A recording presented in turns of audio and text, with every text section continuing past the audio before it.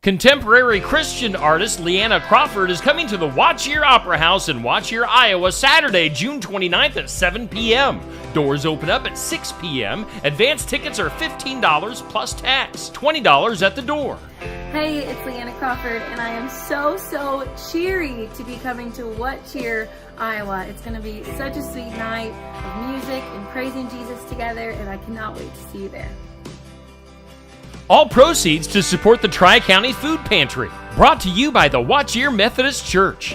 Ticket information can be found on the Watch Year Methodist Church Facebook page.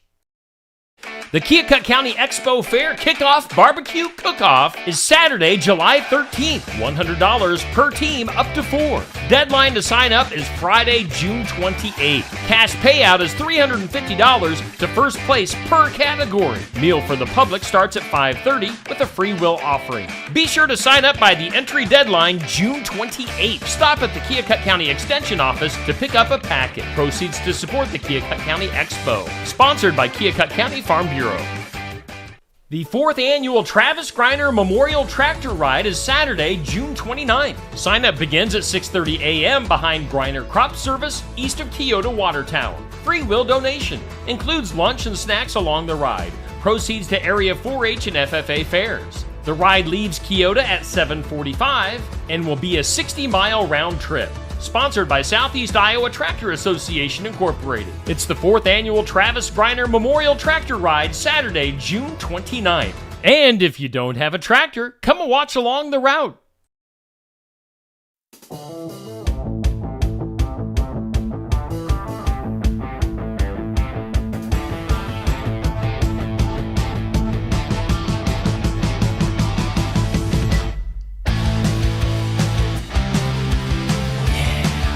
Oh yeah! Here we are, doing our dances, going crazy at the beginning of Real Talk with Aaron and Steve. He's Aaron Fleming, I'm Steve Shetler. Welcome in to a Monday evening here on Steve Shetler Media. Aaron, how you been? I've been great, Steve. It's been quite a spring here. Early summer, weather's been beautiful. Yeah. My understanding is next week it's going to get hot. But we've just been cruising along in the mid-70s, and everything is fine and dandy in Southeast Iowa. Yes, indeed. Do want to mention we are presented by New Life Community Church in Wellman, Iowa, where Aaron's the preacher, the pastor. I am the preacher and the pastor. The minister. What do you go by? Pastor Fleming? Reverend. I prefer Reverend. Reverend. Yeah. We were just... working on our revival meeting voices this morning. Yes. Praise of the Lord. All right. Let's get into a real topic. Here we go. What scares your pants off? All right. I don't have pants on. I've got shorts on, right? Oh, okay. We are actually wearing trousers in the studio. You can only see us from... and galoshes. Yeah, and along galoshes. With our trousers. Yeah, because it's getting deep in here. Alrighty. No, what scares you? I've thought of a couple of. We're not actually going to answer these questions. Oh, dang it. Well, we could. How political do we want to get? Are you a political junkie? I'm a little bit of a political junkie. I mean, that's kind of what created Steve Shetler Media. I'm not afraid to express my opinion. I mean, and I don't mind if other people express their opinions, as long as it's polite about it. Well, there's no, I don't think this is an opinion. I think this is a fact. There's a lot of fear in the world, and a lot of fear in the area of news. Really, news media just feeds on fear, right? Except for Steve Shetler Media, where you come for positive stories about positive, uplifting local events. Indeed. But today we're going to talk about fear. Okay, what scares you more? The fact that our next president is going to be Joe Biden or Donald Trump? Oh, man. Yeah, I won't answer that. Suffice to say that both presidential candidates are older than my dad. Yes. Okay. Enough about that. What scares you more? immigration, or the war in Ukraine? What scares you more, Steve? Global warming or the fact that Deacon Hill is still on a D1 roster? I'm going with Deacon. Okay, well, here's my prediction for Deacon Hill. Deacon Hill gets a good quarterbacks coach, gets a starting job, and throws for 4,000 yards this season. And 90 touchdowns. And 90-ish touchdowns. That's the kid's got a cannon of an arm. He does. He just needs an offensive line to protect him and a couple of receivers, and I think he throws for 4,000 yards. And a couple of 10-foot tall receivers that can catch his balls that sail over the heads of everybody else. Yeah. But no, I'm calling for with the good quarterbacks coach, his accuracy improves, and Deacon Hill has a breakout season. All right. You heard it here first. All right. Don't count on it. Okay. We have positive and negative viewpoints on that. What scares you more, inflation or the very real possibility that Caitlin Clark is going to get clubbed in a basketball game and have a season-ending injury? It's gonna be like in prison where they have a little shiv. Caitlin's got to watch out. They're after her. They need an enforcer on that team or something. Oh man, They need to draft next year the girl from Iowa State. That looks like kind of built like a football player, and that's not a negative thing. Bring her. Audi, right? I don't know what her name is, but bring her in to protect Caitlin. She was just a freshman this year. Really? Wow. Yeah. She's coming back. She's an Iowa girl, Algona, I think. Okay. And not Algona High. She went to Bishop Garrigan, I believe. Okay. So 1A high school girl from Iowa playing in-state, scoring like crazy, rebounding like crazy. So it'll be exciting to see. I've got a soft spot for the Cyclones because I've got a daughter going to Iowa State. Oh, yeah. So I come by it honestly. It's okay. What scares you more? The fact that Aaron is a closet Iowa State fan or that he's a closet Notre Dame fan? No, what I think I ran out of things on my list. Oh, we were going to talk about personal phobias. Steve, what personally scares you that's maybe a little bit weird or unusual? Do you have an unusual fear or a classic phobia? I'm not being able to talk. That's a phobia. There's like the normal things. It's like if a spider sneaks up on me, I'm not afraid of spiders per se. But you're afraid of one. But you're afraid of spiders. We lived at our previous house that we lived in like 11 years ago. We had some decent sized spiders that would creepy crawl out of the basement occasionally. And there was one time where I was sitting in my recliner and one of these giant spiders comes crawling over the arm of the chair at me. And I jumped and screamed like a 8-year-old girl. Okay, Steve. So I don't want to get snuck up on by a big spider or a snake or a tornado. Those are all things that in the dark recesses of my mind, I do not like snakes. I think I was fine with snakes until I was 10 or 11 years old. My family moved to Africa for a year. Oh, yeah. And we had a black mamba in our front yard one day, and I just I just adopted the local people's fear of snakes. Okay. I saw a guy jump a 6-foot fence one day. He had a weed whacker, not the gasoline powered thing, like the old fashioned farm implement, and he was cutting our neighbor's lawn, and somebody in our yard saw a snake. It was like 4 inches long, and somebody yelled "snake," and this young man who was mowing the neighbor's yard, I didn't see him touch the fence.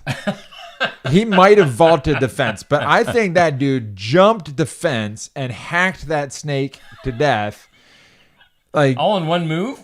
Almost. It's like the Matrix. It was almost Matrix-esque.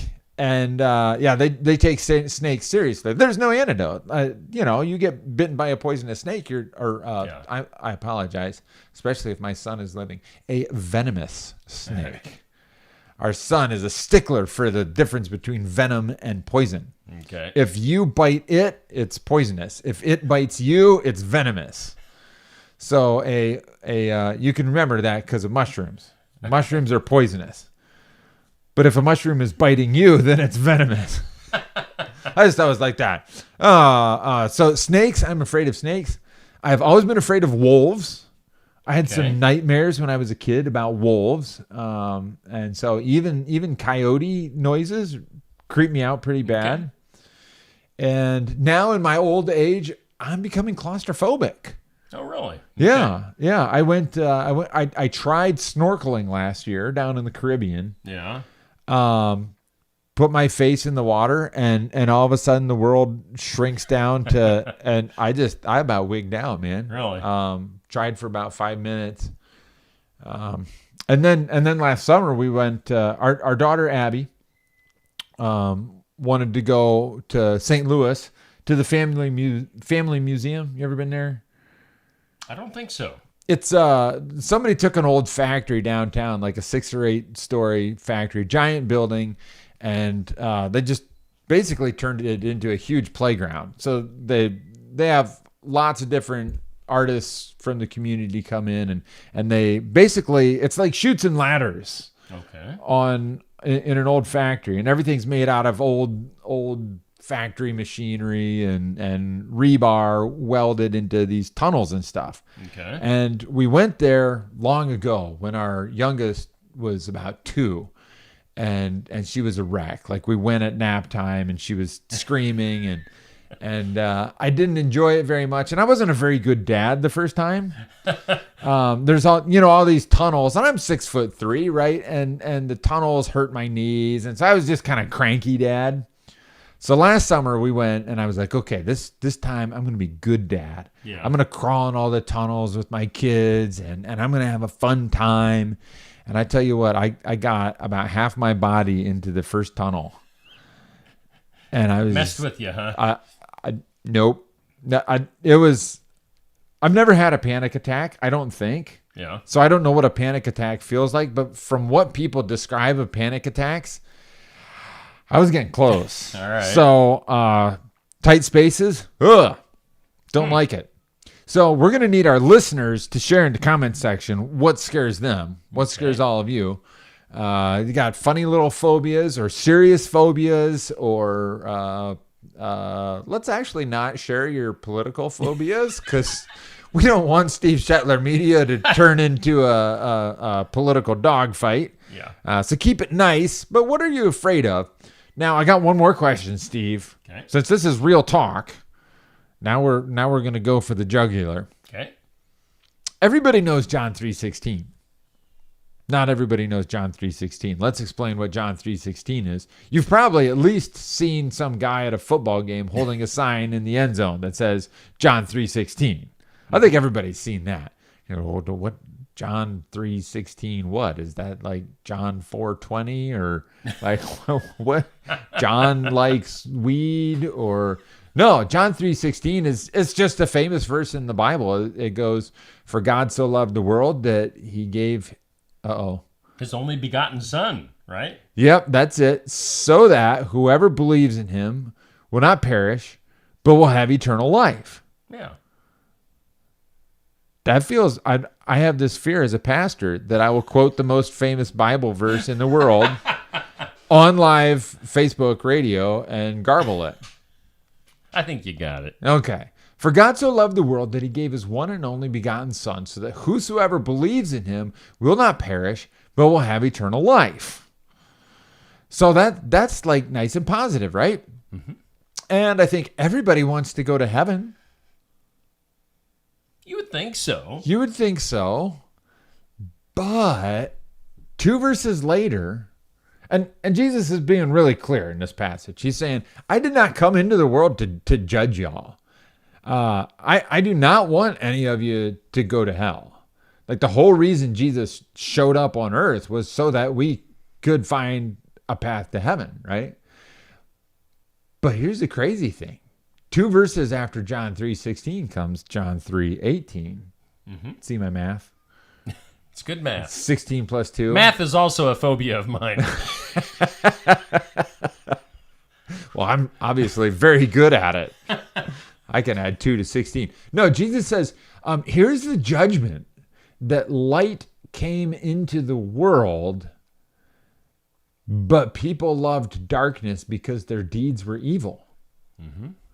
So that means that the judgment is not that God wanted to judge people and send people to hell, but that God is light, and some people actually don't want to go to heaven because they don't want to be in the light of God. If there's something that scares your pants off, I think that ought to be it. If something scares your pants off, it ought to be that, what if it turned out that I was actually the kind of person who didn't want to be in heaven because I just wanted to hide my junk, my sin, my evil, my brokenness. Ooh, that would not be good. True. And people like to joke about, how I'm not going to heaven because of, when you die, it's not going to be a joke anymore. Just saying. And people joke too about, I think hell would be more fun because that's where all the party animals are going to be. But you know what? There's nothing good in hell. Yeah. So if you think you want to go to hell because you can drink beer there, there's not going to be beer in hell. There's the famous Iowa song that indicates that there's no beer in heaven, but I'm not sure if that's true. Heaven is described in the Bible as a great banquet, and Miller is the banquet beer. No, Coors. Coors is the banquet beer.